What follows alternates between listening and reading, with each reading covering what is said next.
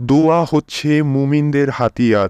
পৃথিবীতে আল্লাহ তাআলার এমন অনেক বান্দা রয়েছে যারা দোয়া করার সাথে সাথেই কবুল হয়ে যায়।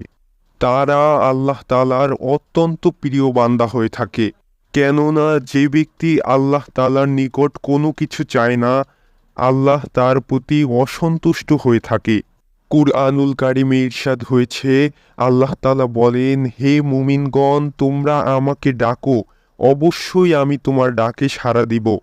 তাই আজকের ভিডিওতে এমন একটি গুরুত্বপূর্ণ দোয়া সম্পর্কে জানাবো, যেটি আমল করার মাধ্যমে পাঠকারীকে আল্লাহ তাআলা ওই সকল বান্দাদের মাঝে অন্তর্ভুক্ত করে দিবেন যাদের দোয়াকে অবশ্যই কবুল করা হয় এবং যাদের উসিলায় জমিনবাসীদেরকে রিজিক প্রদান করা হয়।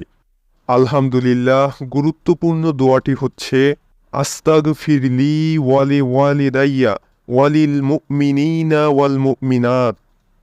সুপ্রিয় দর্শক, আমলটি দৈনিক ২৭ বার করে পাঠ করতে হবে।